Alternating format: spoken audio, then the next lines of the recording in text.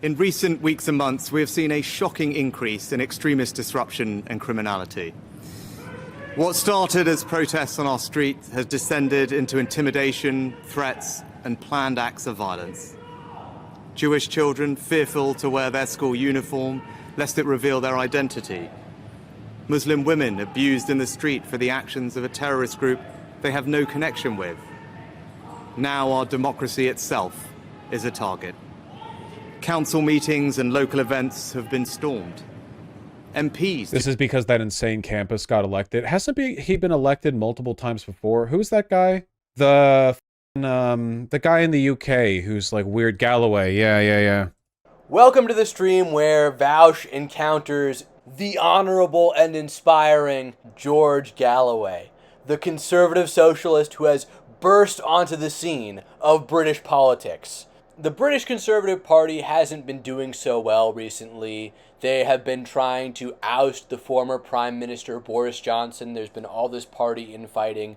There was that brief couple of days where Liz Truss was Prime Minister, only to immediately leave afterward, and then for them to replace her with the real candidate that the party wanted, Rishi Sunak, the bumbling billionaire, who is totally out of touch and out of sync with the interests and sentiments of your average Englishman. And the Conservatives, who in the UK are extremely globalist and really not very socially conservative at all, have been doing so poorly as a result that it seemed like Labour, who everyone thought was consigned to the dustbin of history, was going to have a major comeback. But in this special election for Rochdale, entered the honorable and inspiring George Galloway, a man who was anti-Iraq war before it was cool. Not only is this man anti-Iraq war, he was pro-Saddam, and he even converted to Islam. Yet he has also somehow managed to appeal to the far right in Britain. He's really like the English Rene Guénon.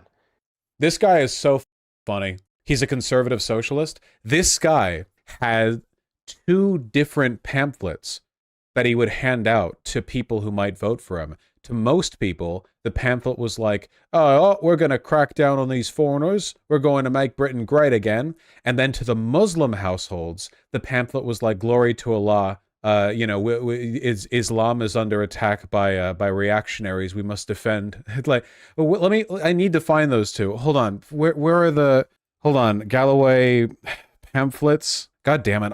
I saw the 2 on Twitter. Maybe I can find them there. George Galloway has different campaign letters for white and Muslim households in Rochdale. The honorable and inspiring George Galloway is, in a sense, like a sort of British Dixiecrat. He's like Bill Clinton. He's playing the saxophone on one hand, waving the Confederate flag on the other. This one. George Galloway for Rochdale. First and foremost, I believe in Britain. That's why I fought for Brexit and I fought against Scottish independence. I believe in family. I believe in men and women. God created everything in pairs. Unlike the mainstream parties, I have no difficulty defining what a woman is. Law and order, small business, make Rochdale great again. Rochdale great again. And then, to the voters of the Muslim faith in Rochdale, Assalamu alaikum.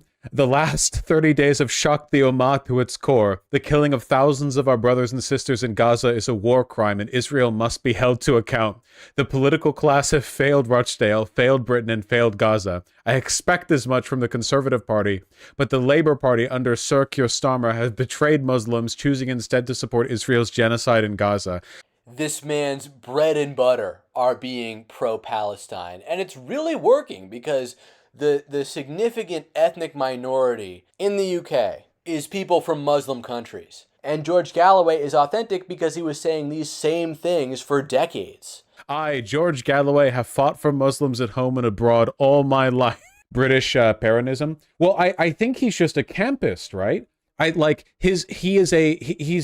He's basically just like the Muslim version of those people who are locally conservative, but really just like, you know, like they pretend to be like pro-Russian or whatever, but they're just conservative. I think he might actually be like ideologically pro-Islam though, but that's not contradictory. There are plenty of Muslims in the UK who are conservative. It's just funny that he's doing the two-sided thing, you know?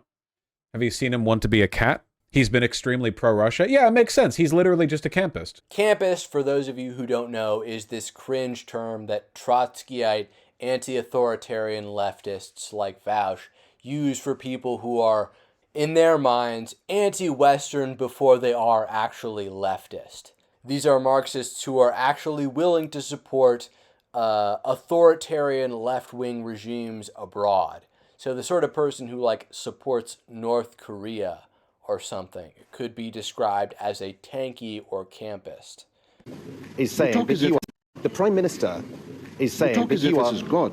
We're talking about little Rishi Sunak in the end of his prime ministership. Don't talk to me as if he's come down from the mount with tablets of stone. The things that he says are somehow meant to awe me. They may awe you, they don't awe me. A lot of people have just watched what the Prime Minister said. This is your opportunity to respond to what he said. Well, he says that there are forces here at home trying to tear us apart. He is implying you are a divisive figure. You have run an election campaign that has tried to appeal, particularly, not entirely, to one section of the community. Who won the election? Me or Rishi Sunak? I've got the Democratic mandate here, not Rishi Sunak. He didn't even come second. Scumbags fear the coalition that the honorable and inspired Galloway is building. He was lucky to come third. So don't put to me statements made by Rishi Sunak as if I'm supposed to be impressed by them. He don't impress me much. We at Sky have spent some time today on the streets of Rochdale, and there are people who say that they feel intimidated by people like you and the people that have supported you. I have just and they have pointed out that you have concentrated your campaign on foreign affairs, and they worry that Rochdale will not be the winner. That's my answer to you. I was just elected with a thumping majority by the electorate in Rochdale. That's all that matters to me. So why are there people in the streets of Rochdale today worried? Well, typical leftist Brit to appeal to social sentiments like that. People are worried. People feel unsafe. people voted yesterday, and they voted for me. Why is that difficult for you to grasp? Why are there people on the streets worried? There may be people who didn't vote for me who are worried, but the majority, the thumping majority, voted for me. I've got the mandate, and I'm going to the House of Commons with it. And it's a mandate, you think, to do what? Because there are people that listen to what you say about whether or not Israel has a right to exist. Our media are finding it hard to process this. Yeah, I can tell the Sky News dipshit has no idea how to interview this guy. Never thought I'd agree with Vaush on something, but yeah. Say about what many Jewish people think are threatening We had this slogans. conversation last night. Why are you reheating it? Because in the light of the Prime Minister's Don't keep statement. telling me about the Prime Minister as if he was Moses.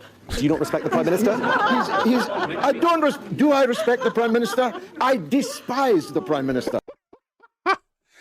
So, is it true? Has a single British person discovered the concept of populism?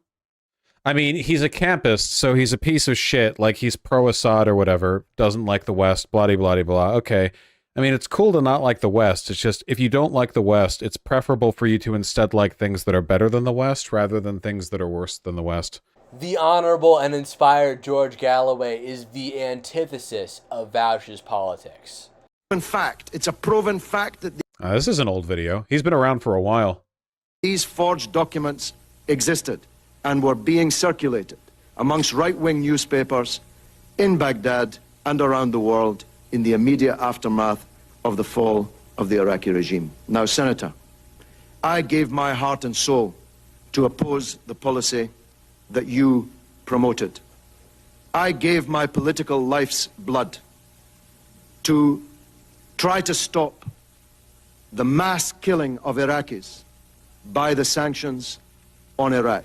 This is one of the this is one of the big weaknesses, I guess, of liberalism, of centrism, of just like Western chauvinism, which is that it's given rise to people who have bad politics but are correct because the things they're criticizing are so bad. You know, like he got kicked out of the Labour Party under Tony Blair for being against the Iraq War. That's how he got popular. Yeah, love for this guy who supports Assad to lose political power because he opposed the Iraq War. This guy's Wikipedia page is about as long as a book, by the way.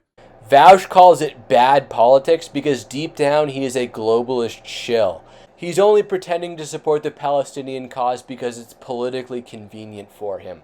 Otherwise, his views on American foreign policy totally align with those of the Pentagon. A few years later, in the 2009 speech given at a meeting in Westminster, Galloway said, "I do not agree with the argument that there is a shadowy Jewish influence. Israel is doing what America wants it to do, and to argue otherwise is to go down the dark tunnel of racist anti-Semitism." Oh, wait. Okay. All right. Is he using Zionism as an anti-Semitic dog whistle? No. I mean, not from these statements, no. He seems to be extremely clearly indicating otherwise. Opposition to the Israel-Hamas war, support for Hezbollah and Hamas. Hezbollah has never been a terrorist organization. It is the legitimate national resistance movement of Lebanon. Called them freedom fighters.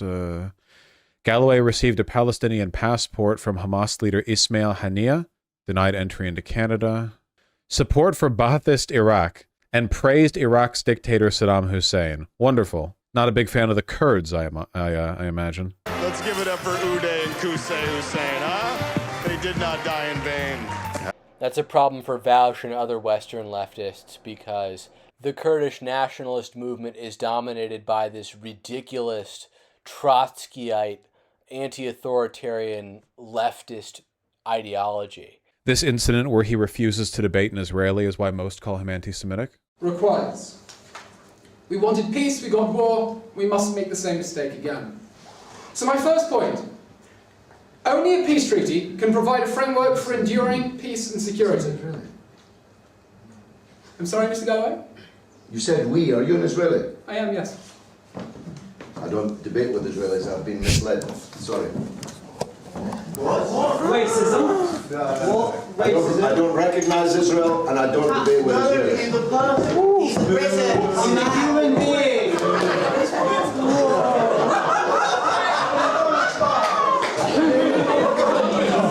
Well, that's incredibly funny. It's a debate tactic, yeah.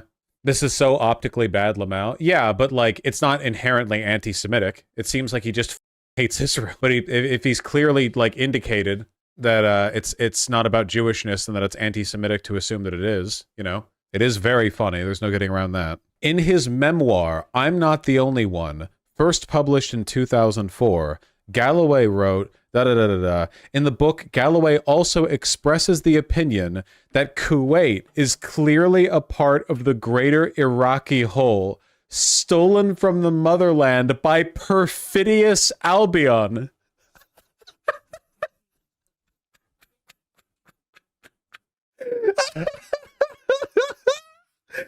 How cringe is Vaush's laugh here? It's like he's some sort of feeble child. This, man, if all campists were this funny and this committed to the bit, perfidious Albion, incredible. Holy shit. Doing like blood and soil campism, but like over centuries old lines. The use of the adjective perfidious to describe England has a long history. Instances have been found back as far as the 13th century. England, oh perfidious England, shielded against the Romans by her ocean ramparts, now receives the true faith. This is from Galloway's memoirs. Oh my god. In 2006, a video surfaced showing Galloway greeting Uday Hussein, Saddam's eldest son, with the title of Excellency at Uday's palace in 1999. Let's give it up for Uday and Qusay Hussein, huh? They did not die in vain. That meme will never get old. This guy's a riot. Honestly, I would be worried for my safety if I were holding some of the positions that he's holding on these issues. Galloway is heard saying he will be with Uday until the end. Galloway defended Iraqi insurgents targeting Western forces. In August 2005, he praised them as martyrs, condemned Iraqis who worked with the new security forces as collaborators, and said it was normal for them to be the targets of suicide bombers. Support for Bashar al-Assad, of course, obviously, naturally, why not? Of Bashar al-Assad and the country he leads, Galloway said during a visit to the University of Damascus in November 2005, "For me, he is the last Arab ruler, and Syria is the last Arab country. It is the fortress of the remaining dignity of the Arabs." He also called Assad a breath of fresh air. So this guy's positions are, this guy, like politically, this guy is basically just like a pan-Arab campist, right? Yet it seems he hasn't totally lost his affinity for the British people, as he understands that Britain belongs to the Brits. He's a very interesting candidate. He's a pan-Arabist campus. That explains his politics. Like a bunch of other stuff would be like a second-tier political position, but that seems to be like the main thing. He's also anti-Scottish independence. Well, yeah, because pan-Arabists would be like pretty conservative by default, yeah. He seems to have forgotten Egypt exists. Egypt is a U.S. ally. That's probably why he doesn't consider Egypt to be a real Arab country. From what I've heard, Egypt's ruling military class is U.S. aligned, whereas the average Egyptian isn't. In a correspondence between Galloway and Assad's advisor, Buthena Shaban, she responded, "God bless your amazing efforts, and I will be honored to be part and parcel of it. I knew that I could rely on you and the last Arab country in this historic demeanor," he wrote in response. Is he a grifter, or does he actually believe in this stuff? 100% believes. This modern era of like fake grifters who are just purely in it for the money, this is a very modern thing. You didn't used to be able to get like a social media career being a campus. That wasn't like a viable job description, you know, way back when he was doing it. This is true. George Galloway, from the perspective of conventional politics, holds a roundly unappealing and nonsensical position. Of course, conventional politics is the status quo, which is why normies can't understand him, which is part of the problem. If you want real change, you have to begin questioning some of the fundamental assumptions you have about politics. Wait, what? A month later, in an August 2011 piece for the Al Jazeera website, Galloway wrote he was, quote, never close to the Syrian regime and acknowledged its, quote, authoritarian character, its police state mentality, and the rampant corruption, most of it concentrated around Assad's own family. I fully support the Syrian revolution, Galloway told Christopher Sylvester in November 2012. I want to see the end of all the dictatorships in the Middle East, and I hope it can be achieved peacefully. But if peaceful change is not possible, then violent change is inevitable. I wholly support the Syrian people's demands for democratic government. I just don't support armed intervention in Syria any more than I support it in any other country in the region. Huh. He criticized Cameron's government for arming Syrian rebels linked to Salafi jihadism. Galloway told Prospect magazine in February 2016, I support the decision of the Russian government to come to the aid of the government in Syria because whatever faults the Syrian government may have, whatever crimes it has committed, they are considerably fewer than the crimes committed by the Islamic State or would be committed by Islamic State were they to come to power. The Islamic State was a glow-up, in my opinion. You really believe there were server rooms full of ISIS guys recruiting people online? No, it was probably the CIA.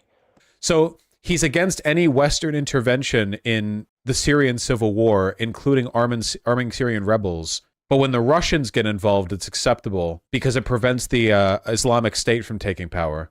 Okay, nice. All right, gotcha. I'm keeping up. This is all very like typical campus bullshit. Okay. Have you seen his victory speech? No, but I would love to see it. I really like this this like gangster campism bit that he's going for here. You know. Keir Starmer, this is for Gaza. And the best part is, as Chap pointed out, nobody in the UK can even criticize him. Like what? Like what? Like, oh, you're going to criticize him on Assad? Well, that's not politically relevant right now. You can't call him out for being conservative or transphobic because you are too. You can't call him out for his positions on Israel, really, because he's like the only representative in the UK with any kind of like loud voice consistent on supporting Palestinian people. This is basically just like a reverse Uno version of how liberalism seeds way to fascism. In this case, I guess it would be like foreign campus fascism. Vaush is terminally cringe, and this man is incredibly based for going ahead and saying these things. Have paid, and you will pay, a high price for the role that you have played in enabling, encouraging, and covering for the catastrophe presently going on in occupied Palestine. Not to mention opening your victory speech by saying, like, you will all suffer as the Palestinians have suffered. In the Gaza Strip. I want to tell Mr. Starmer, above all, that the plates have shifted tonight.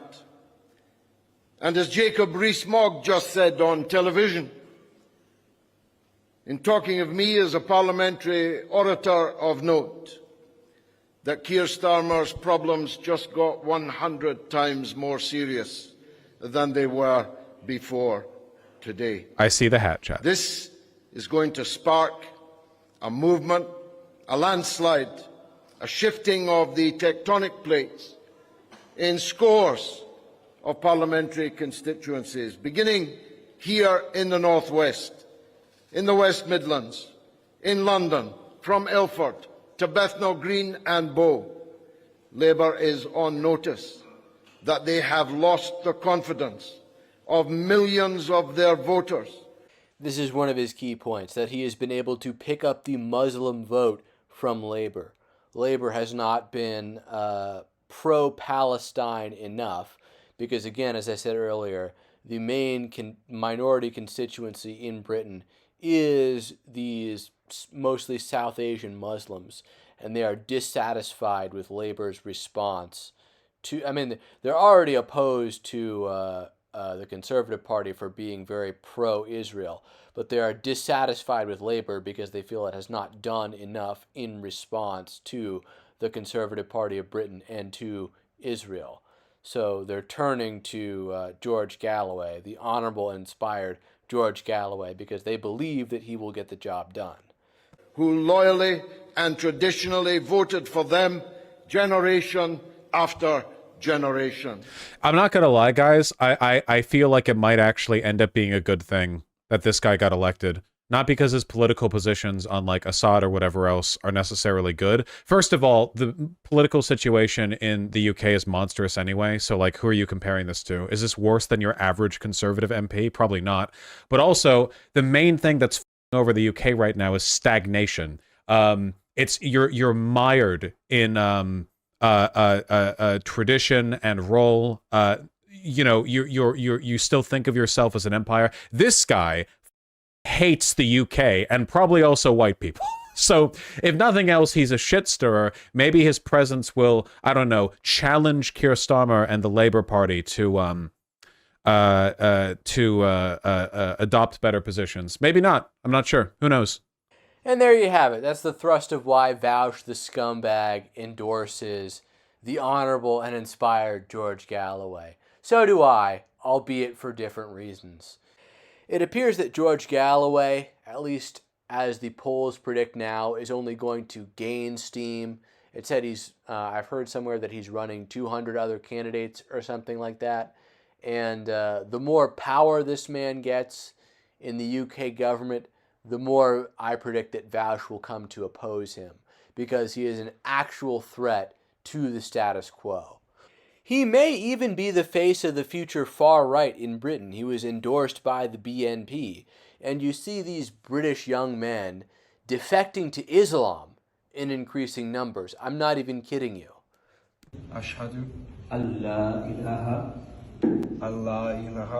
illallah wa ashhadu anna Muhammadan abduhu wa rasuluh. I testify there is none worthy of worship besides Allah, and I testify that Muhammad, peace be upon him, is his servant and final messenger. And this is because the Anglican Church has failed, the British far right is culturally irrelevant, and powerless to stop the oncoming Muslim immigrants. You know, apparently the Sharia zones are providing more structure for some people in the UK than the EDL could ever hope to provide. And this is why I think you'll see more and more British people defect to Islam in the coming years. And my prediction in the future is that we will see a fusion of Islam and right-wing politics. Anyway, that's it for this video. I hope you enjoyed it. Please share it if you really liked it, and Red Channels will catch you in the next one.